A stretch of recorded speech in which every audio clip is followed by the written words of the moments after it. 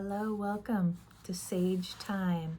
I'm Lillian, here to speak about today the transformative effects of present time Venus retrograde as she moves from the archetype, the feminine, divine feminine archetype, moves from her position of evening star into a conjunction with the sun, where she is invisible to the evening sky and drops below the horizon, and then moves a few days later back into her position of the morning star. And I want to speak today about how that parallels with the ancient Sumerian mythological story of Inanna's descent into the underworld. Inanna, a goddess that we will discuss from many moons ago, and how the divine feminine is represented through the story of Inanna and many mythological stories throughout the ages, and how, as all mythologies present themselves, how we each personally can reflect and meditate and observe and honor these movements, these seasons, particularly moving through our own underworld, in a way that allows us to get the most benefit from it and derive the most wisdom and development so that we can enjoy and experience our lives to the fullest. That's really what learning about the astrology is about to me, and reflecting on the different mythologies and what they might or may not represent. So let's get into the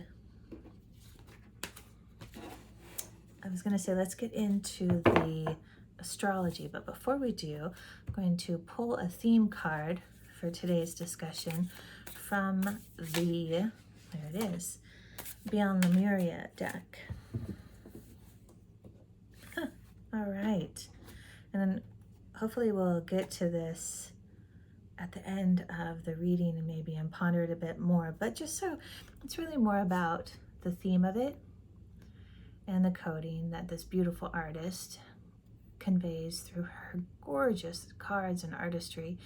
Here we've got the crown chakra and the unlimited self. Isn't that about all of it in a non-limited nutshell? Terrible pun intended. All right, let's give that to the side and move forward into the astrology. So it's funny, I have been wanting to do this recording for a long time, but a few days I've been writing it out and researching the different interpretations and texts on the story of Inanna's descent into the underworld. And I saw on the Astrology Podcast this morning, they just posted a video exactly on this. I haven't watched it yet, but it is entitled, it references Inanna's descent to the underworld and Venus's current transits. So if you want to check out the Astrology Podcast and see what they have to say, it's always wonderful to compare different people's interpretations. It really creates a fantastic melding and blending for each person to perceive themselves through. So let's get on with my interpretation and reflections and meditations. I spend a great deal of time in communication with my inner self, my higher self, and I let the messages come through intuitively more than logically. And so let's see what is being offered today from my guides and my mind and my unlimited self. Dun dun. Sorry, Netflix, I wasn't trying to steal that. All right, wish I could edit that out. Here we go. the astrology for tomorrow morning around 4 a.m., 4:11 a.m. specifically, Pacific Standard Time, is when Venus moves into an exact conjunction with the Sun in Leo. And Venus does so at 20 degrees and 28 minutes of Leo. Venus and the Sun in Leo. 20 degrees, 28 minutes. So you can see here, we've already crossed the 20 degree mark in July during the pre-shadow phase when Venus was moving forward. And now she is moving backwards, aligning with the Sun and disappearing out of the visual perspective of the sky. She drops to the below the horizon. And this is an 8-day period officially. However, it is noted that it takes several days, approximately a few weeks, before we'll actually see the shift and be able to see Venus coming back as the morning star in the east, rather than the evening star, which she is just completing from the west. So, another really lovely part to recognize in the moment of the conjunction, there is a fire trine with Chiron in Aries at 19 degrees and 46 minutes, almost 20. So very tight, trine between Chiron and Aries, the I am sign, and the Leo Sun conjunction in Leo, the Venus Sun conjunction in Leo at 20 degrees. And I just caught my eye on something. The other really important thing to note is that there is a square with the moon at 18 degrees of Cancer to the almost 20 degrees of Chiron in Aries. And so something that might come up, and the moon moves pretty quickly through the sky and the constellations. So this will represent something of the results, the healing results of Chiron trining with Venus and the Sun in a conjunction being mirrored or deflected back, not being apparent as the moon moves through the more personal, home-based sign of Cancer, squaring off with Chiron. And so if you feel kind of this disruption a little bit to this process, or an emotional contradiction to feeling this powerful healing between Chiron and Venus and the Sun, know that it's temporary, and lean back into it and give yourself a reminder of what comes with surrendering to the process. Squares can be really beneficial. A lot of people say squares are negative, and that can be true when we force things or push things, or we feel a tension point and a pressure, and we don't take that as a cue to surrender, allow, and accept whatever is moving past us, through us, to do so. And so that will be a perfect cue for you if you feel that tension spot at home and personal relationships and such. Allow yourself to take that pause and that breath, let it move through you and by you, and without any need to react or do anything to fix it or resolve it. Simply observe it, and there'll be a gorgeous gem that results from that. So let me see if there are some other points I really want to bring out that are really fantastic, and I'll just briefly highlight them, as I'll be doing a more extensive Venus discussion at a later date. So when Venus conjuncts with the Sun, this happens every 8 years. It's what's called a synodic cycle. So 8 years ago, around this same time of year, Venus and the Sun would have paired up together, and she would have once again, every 8 years, moved from the evening star into the morning star for also 8 days, disappearing during that disappearance part. Now, what's also really fantastic, so we're looking at numbers here, but also we're looking at the divine feminine and what that represents. And I think of the Hermetic and Thoth Tarot and Tarot and other representations of the archetype, the Empress. And the Empress also matches up with Venus. This idea and archetype of the nurturing embodiment of the mother archetype, the fertility, the cultivating and birthing of life, and also the receptivity, the ability to receive, to absorb, and to alchemize and create into something, into life.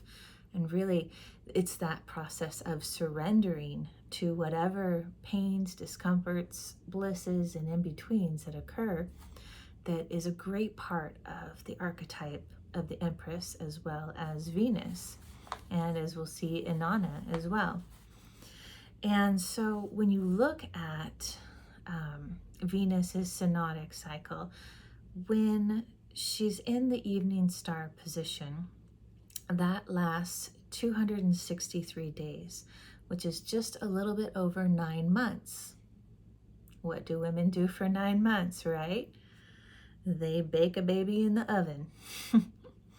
This also equates, or it could be looked at as just under 38 weeks. So there you go. 40 weeks is generally what we consider the end of a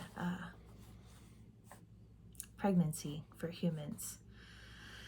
So we've got 9 months, 40 weeks, with her position in as the evening star, which can be compared to the time of Inanna's descent.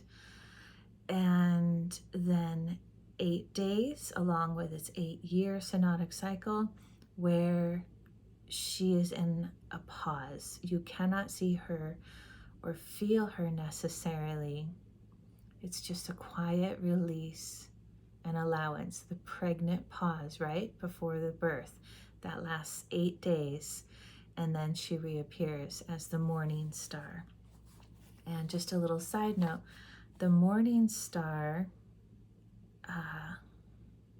when morning star moves into evening star, that disappearance from the horizon is not 8 days, it's actually 50 days, which is 7 weeks to enter the underworld, or re-enter the underworld.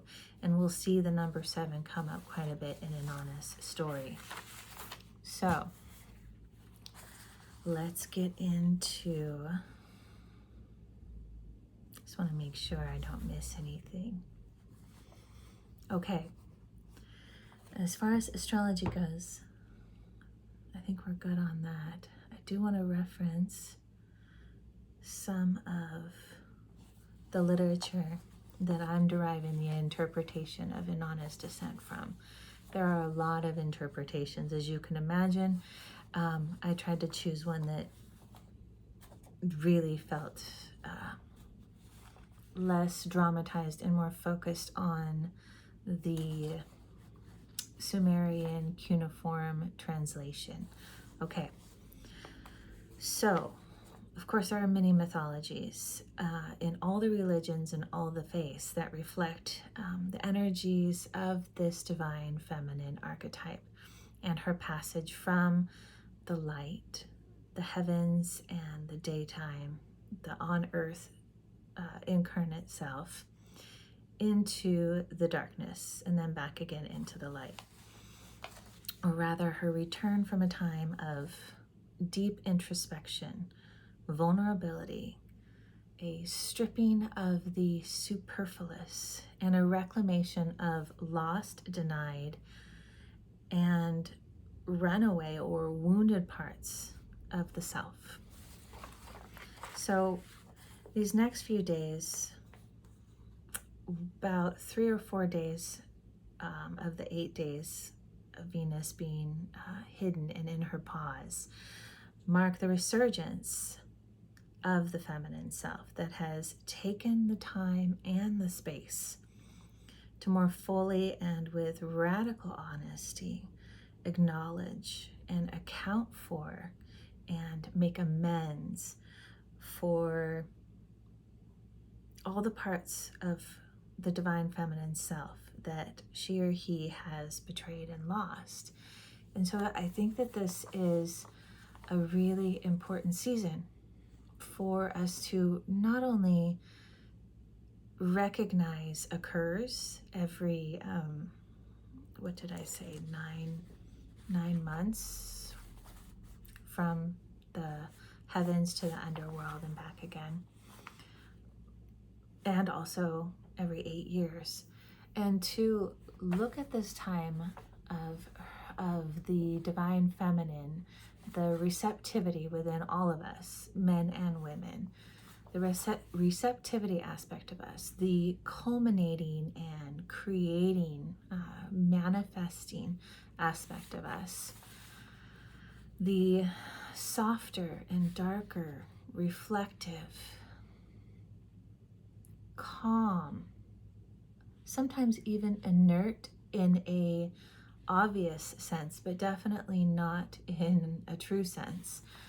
But the inert, the quieted, still aspect of us that really takes the time to look deep into the self and do the work to be able to retrieve the parts of ourselves that, you know, we've lost, and hold that space of incredible divine maternal compassion and love and acceptance. Again, acceptance and receiving for all the aspects of us, dark and shadowy, gnarly and, you know, scarred and gross and everything, and allow ourselves to see that, witness it, and open to it so that the process can begin. And this is the present day time, a culmination of the season for the divine feminine's soul retrieval journey.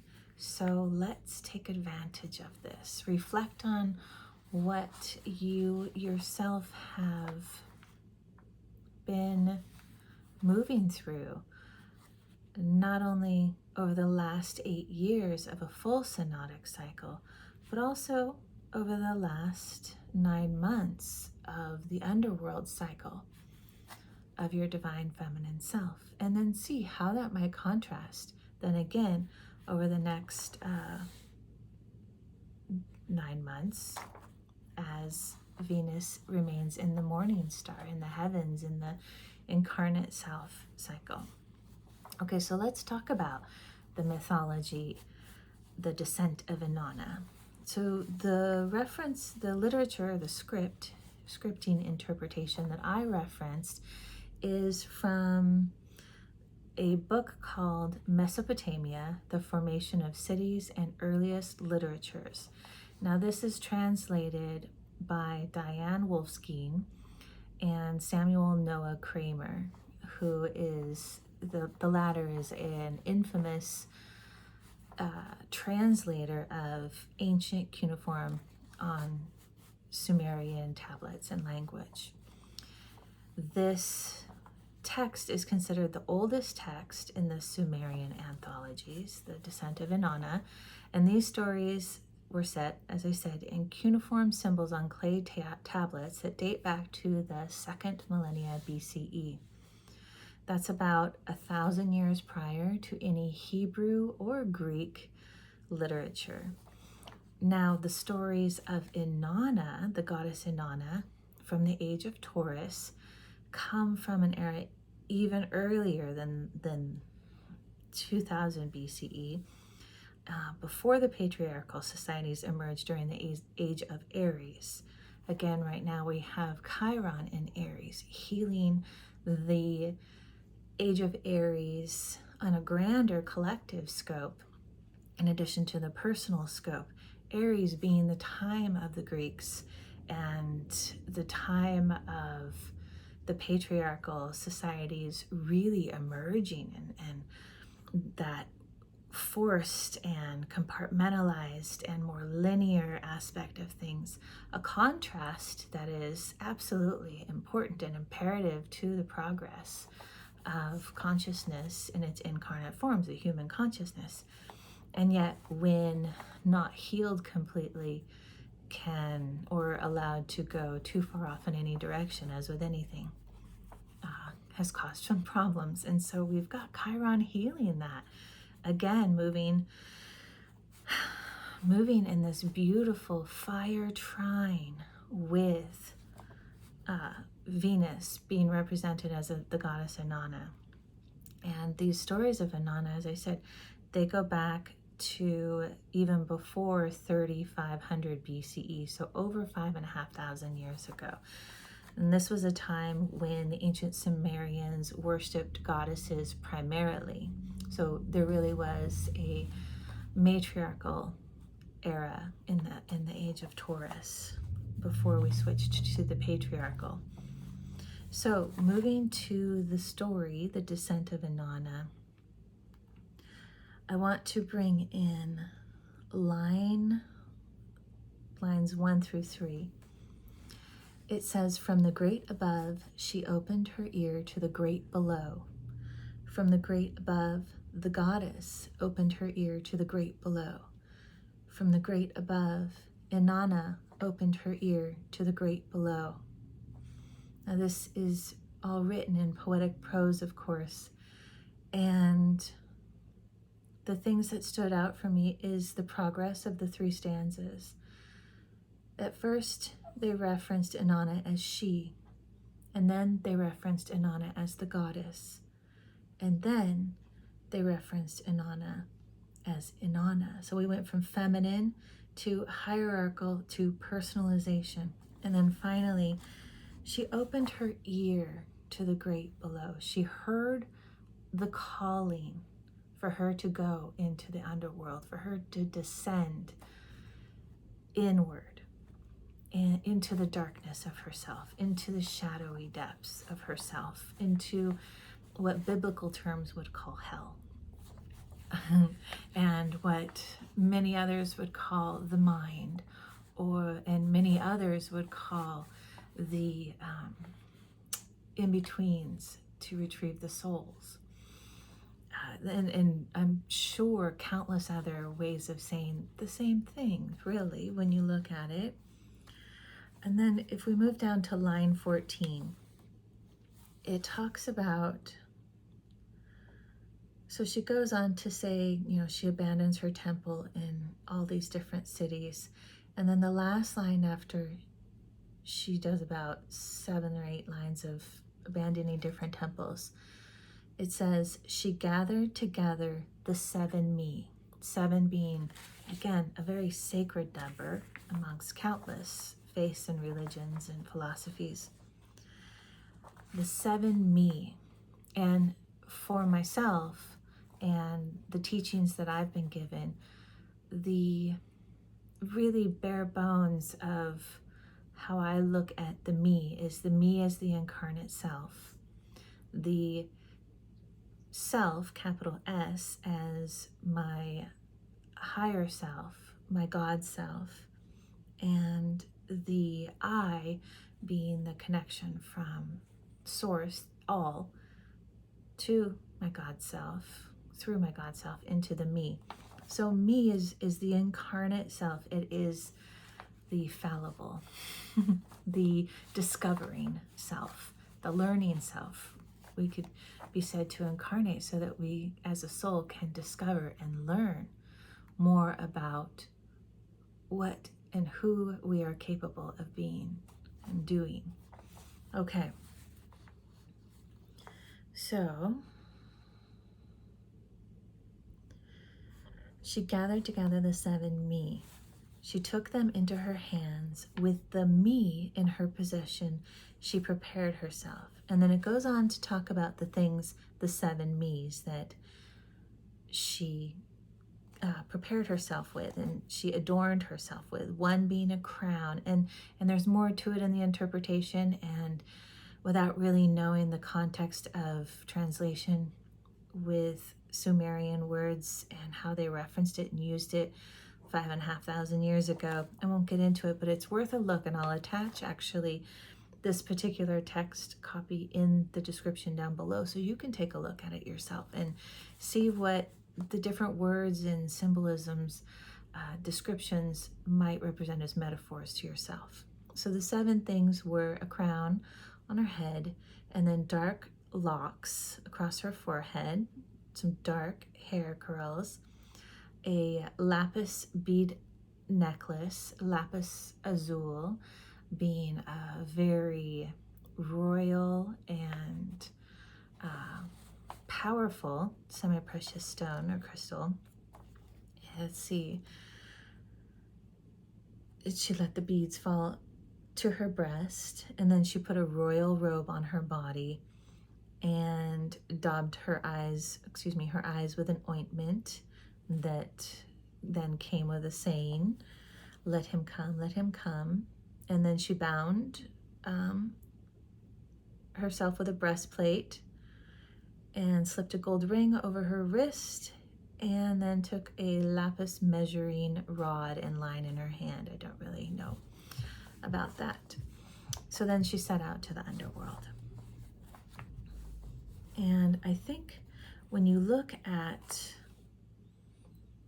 how Inanna, this goddess of heaven, is turning her ear towards the underworld, towards hell, or in this interpretation is referred to with the word cur. She's doing so willingly. She's doing so because she knows it's time. And now a little bit of backstory. She's also doing so under the pretense of paying rights and respects and tribute to the goddesses of the goddess of the underworld's husband, deceased husband. The goddess of the underworld is Ereshkigal, and Ereshkigal is Inanna's sister.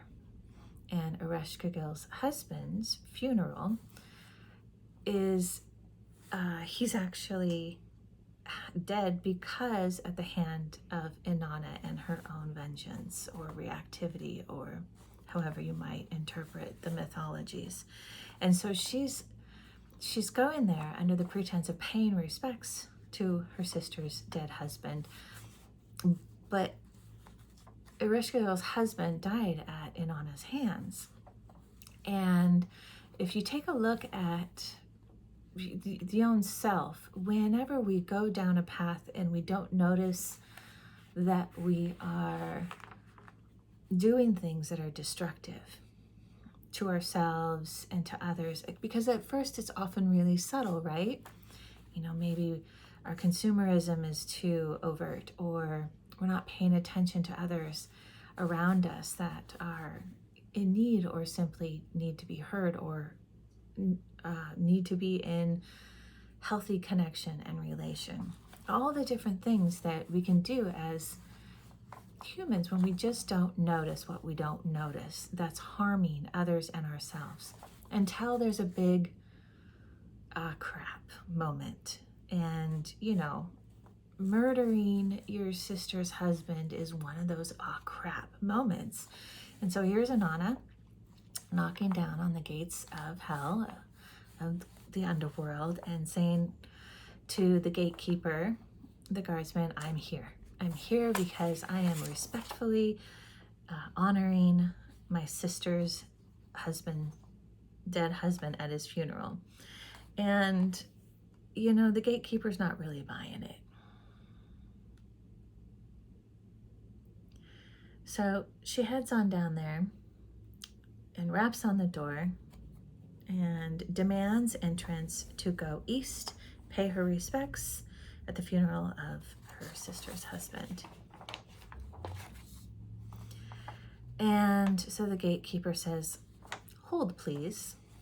and goes to Ereshkigal and says, hey, your sister is at the gate. She wants to come down. She's saying this is why. And what do you want to do about that? So Ereshkigal responds by requiring her sister to, quote, do the work, right? When you think about the 12 steps of the AA program, that's an amazing example in many, many ways of coming out from a person's underworld and really facing this 12 steps, really facing the things within the self that you don't want to face, and then doing the work to make it right and not do it again. So in this context, Ereshkigal orders that the 7 gates of the underworld, 7 again, be bolted and then opened only one at a time. Each one being opened upon the removal of one of Inanna's 7 sacred me's that we discussed about earlier. These royal garments and jewels and adornments. So each adornment being a symbol of what could be considered Inanna's attachments, her prides, her hubris, and unnecessary identifications as a royal being, as a somebody. 7 garments, items that Inanna herself again refers to as her me. She identifies herself with them. So Ereshkigal then says, unquote, or quote, whatever, let the holy priestess enter bowed low, unquote.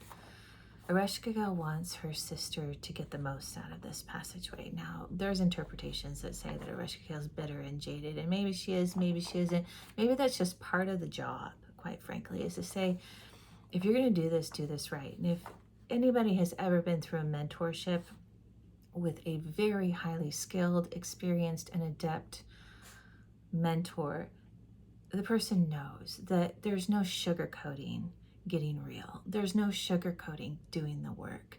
It doesn't happen. People will take a line and run with it. But when there is a, to use the phrase, a coming to Jesus moment, the person is humbled. And that's what Ereshkigal is calling upon Inanna to do. And so she wants her to enter each of the gates more and more so bowed low. And, you know, let's see. I was going to say, yeah, so she knows, Inanna knows this. She really did know. She may have come to the entrance of the underworld saying, you know, I'm here under this other pretense. But she knew. She came prepared. She adorned herself with the 7 items for the 7 gates. And this is very consistent with the storytelling of the process of the underworld or hell as a journey of stripping the self bare, becoming raw and vulnerable, and doing so because when that is done, a person is able to truly become available to receive. There's no more pretenses, there's no more excuses or self-told lies, all the things that we can see in others that are doing, but they can't see in themselves. Well, the same applies to ourselves. And that's really where the stripping bare and raw and vulnerable and naked comes in, and the unpleasantries and excruciating process that it needs to be to really get down to the core, to the bare bones, literally and metaphorically, quite frankly. And then you can receive. When you're down to the foundation, to the studs, then things can really be built up right? So it's in this state that the most wounded and distorted, ugly and abandoned and festering parts of the soul can be witnessed, can be heard, can be honored, and then healed so that it will return. Those lost shards of the soul can be returned, because only when the parts of the soul that we lose by giving away our power, or just traumatizations of regular life, let alone traumatizations of chronic and acute and severe traumas, when we lose those parts of us from trauma, from our own abandonment, through gluttonies and negligences, we really, to be made whole again, have to heal those parts of us. And to heal those parts of us so that they can enter us is to be able to look at how ugly those lost parts of us have become. It's like if you look at a wound, the idea of the analogy of a wound on the skin of the body.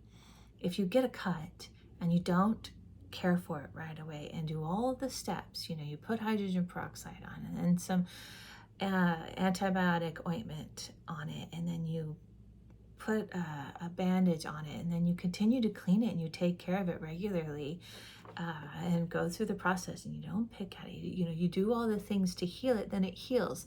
But when that doesn't happen, it festers, it gets infected, and then it can actually grow, and the infection can kill us. It can go right to the heart. So the same type of, anecdotally speaking, same type of thing happens when we lose a part of our soul, for all the reasons that can happen.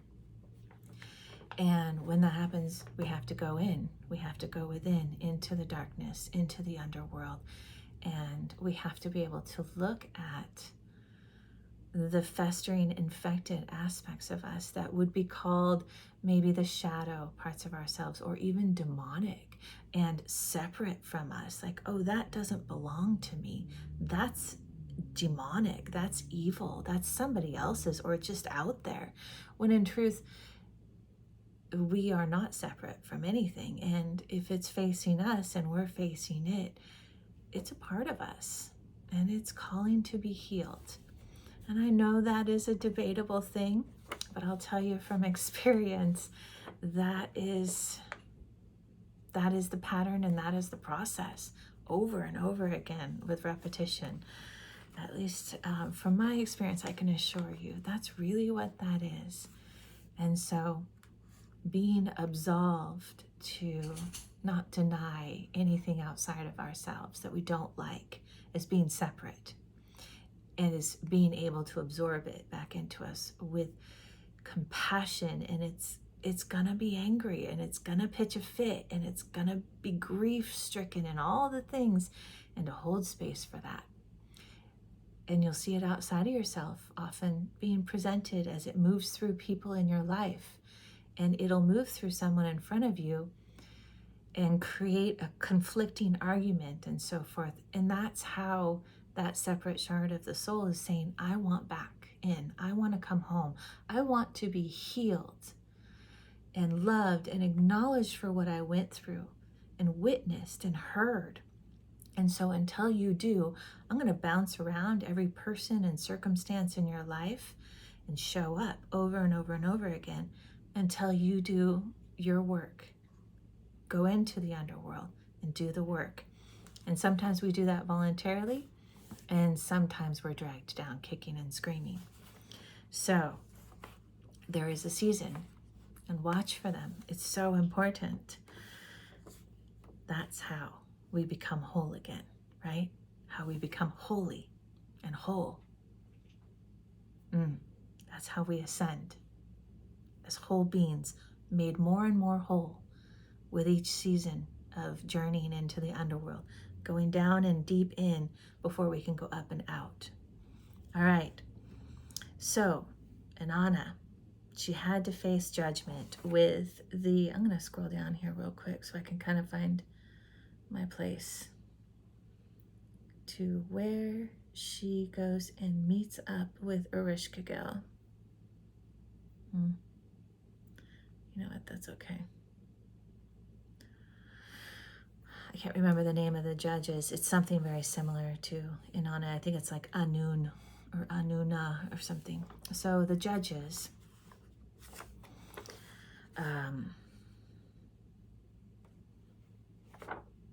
after after Inanna goes through the 7 gates, the 7 thresholds, the 7 veils, the 7 realms,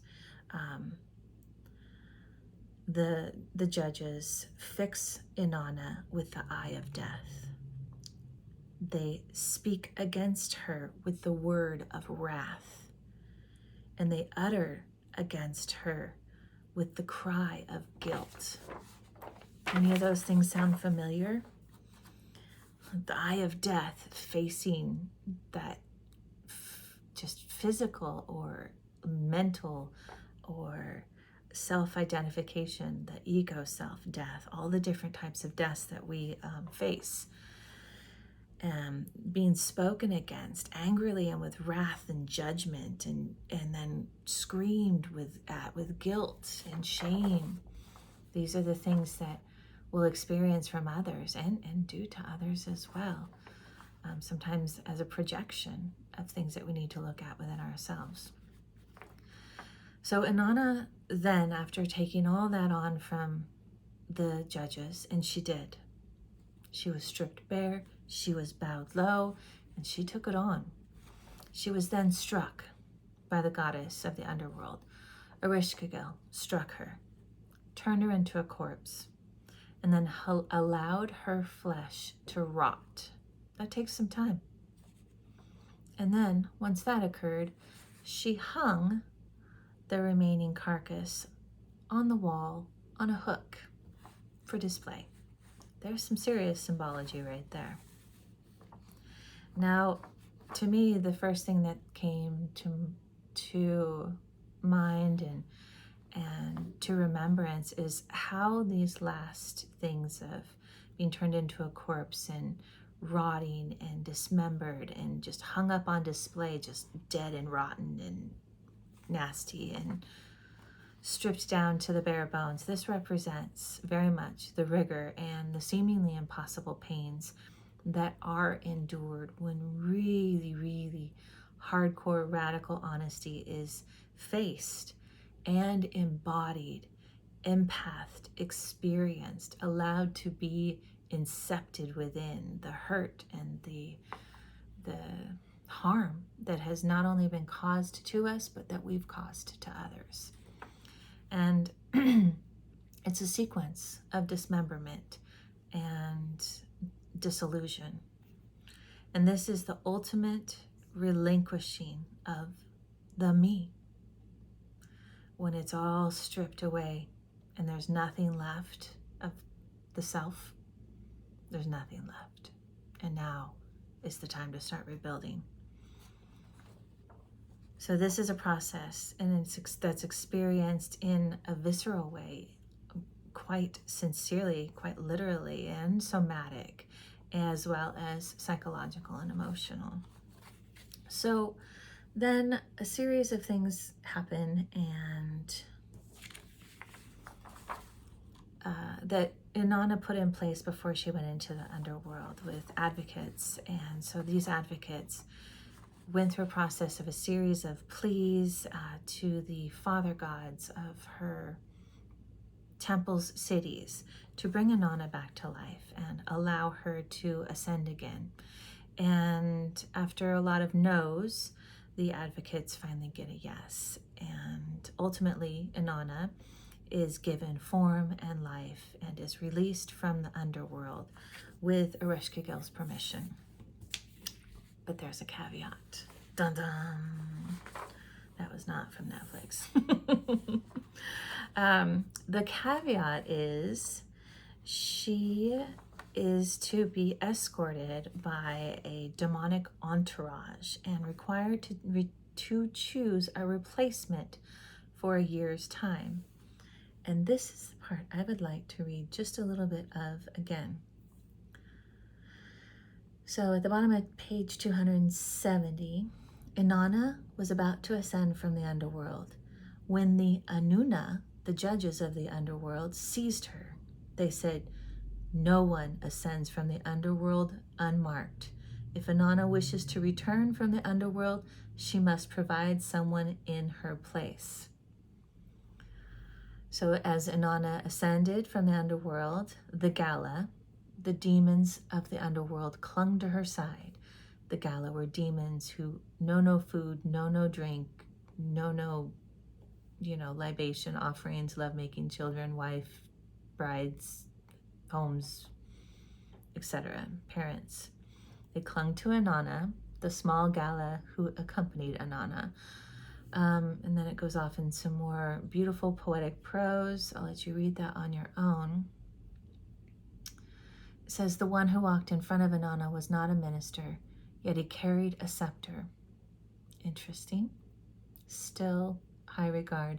The one who walked behind her was not a warrior, yet he carried a mace. And while when she came out from the underworld, the first person she saw was Ninshibur. I believe that's one of her, not handmaidens, something more higher level than a handmaiden. And this handmaiden, threw herself at Inanna's feet and said, take me, take me. But the Gala said, walk on, Inanna. We will take, and they said, we'll take Ninshibur in your place. But Inanna cried and exclaimed, no, absolutely not. She's been incredible. She's always been faithful and loyal and supported me. And so then they walked on and they met others. And Inanna said, no, this person, that person. So the first people that she met were people that were loyal to her, including her sons. And so she didn't want them to take her place. She said she wanted to go find her husband, Dumuzi. And when they did, he was by a big apple tree. Sound familiar? He was dressed in his shining me garments, it says, and he sat on his magnificent throne and did not move. The Gala seized him by his thighs. They poured milk out of his 7 churns, and they broke the reed pipe which the shepherd was playing. Inanna fastened on Dumuzi the eye of death. She spoke against him the word of wrath. She uttered against him the cry of guilt, repeating basically the essence of what she faced to initiate him into the underworld. And then spoke and said, take him, take Dumuzi away. So I don't know the mythology on Inanna's husband or consort Dumuzi, but I'm thinking it was time for him to be humbled, and he may have dishonored her in some ways. So the Gala, the demons, took him. Well, now Dumuzi let out a huge cry and cried to the gods and said, save me, don't make me do this. And there was a response. And Utu, one of the gods, changed the hands of Dumuzi into snake hands at the apple tree, changed his feet into snake feet, and Dumuzi was able to escape the demons because they couldn't hold him. So then some things happen. A fly shows up and says, hey, Inanna, I know where your husband is. What are you going to give me? And so she says, I'll let you frequent the beer houses and taverns, Mr. Fly. I'll let you dwell amongst the talks of the wise ones, and I'll let you dwell amongst the songs of the minstrels. And so the fly says, your husband's over there. And they get Dumuzi, and he's a mess. He's falling apart, and he says, you gotta go. But Inanna, having learned a great deal from the humbling and the compassion that it took for her to reaccept the aspects of herself during her underworld journey, to pay her repentance to herself and to those she had harmed and do the work, she had a higher sense of compassion. She had a deeper, more profound understanding of compassion and mercy. So she takes her husband's hands and says, you still have to go. You still have to do the work. But your sister has offered to relieve you from some of your sentence. So you'll go for 6 months, and then she'll come in and she'll take over for 6 months. The last 6 months. You don't have to do a whole year. And that's essentially the story of Inanna's descent. Now the divine masculine is going down into the underworld to do his work. And wouldn't you know, astrologically speaking, after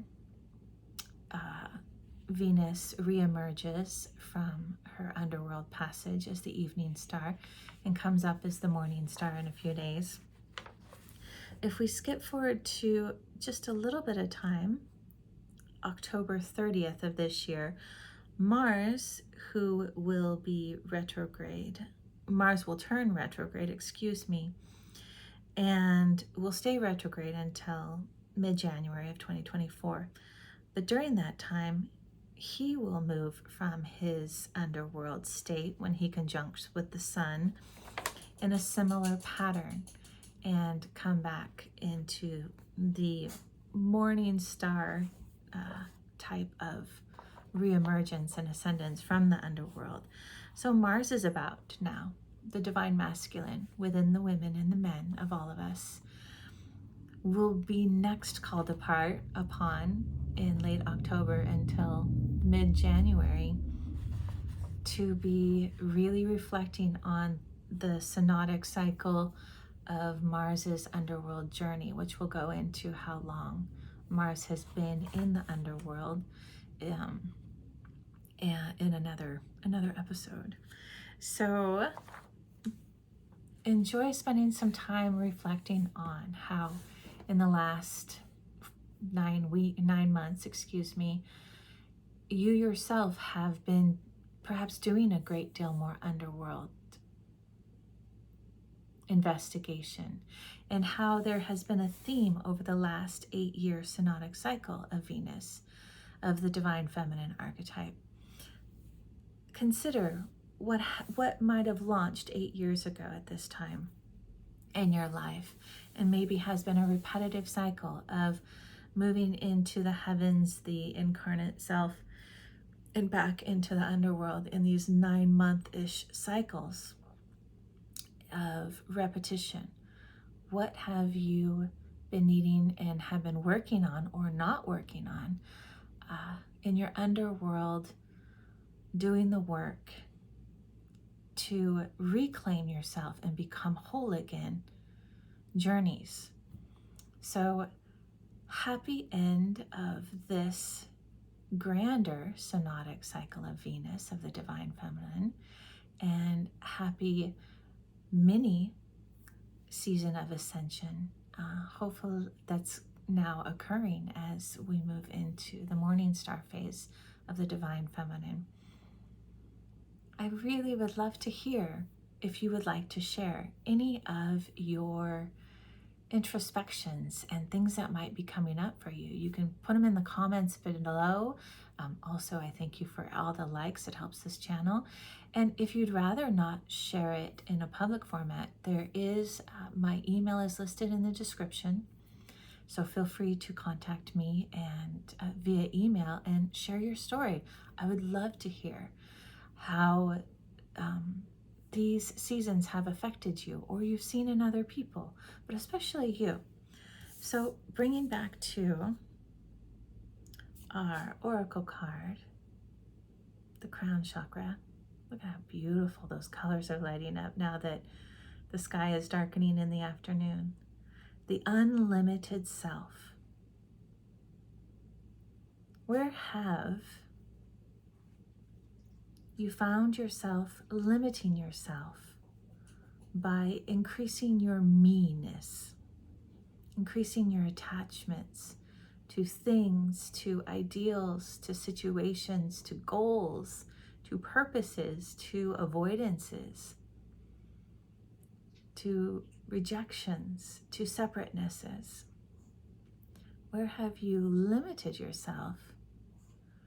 And where are you now opening yourself up so that you can receive, being the unlimited self, the higher self, the more whole self, holy self that you are integrating now? It's a wonderful journey, this life. Not always gentle, not always easy, And when we aren't informed, it can seem random and senseless and impossible. It can seem impossible even when we are informed. But having that touchstone of knowing that there is a design and there is a contraction and expansion and a pattern to it, it really gives solace knowing that all things change, all things shift, and we can make the most of it when we're aware and present, and we allow ourselves to recognize that there is always a greater state of awareness, a greater state of awoke, a greater state of embodiment and presence. We are never there until we become we go back to source itself and become the nothing of all that there is. So many blessings to all of you. Thank you for joining me here on this beautiful journey, and I look forward to hearing your comments and responses. Blessings to all.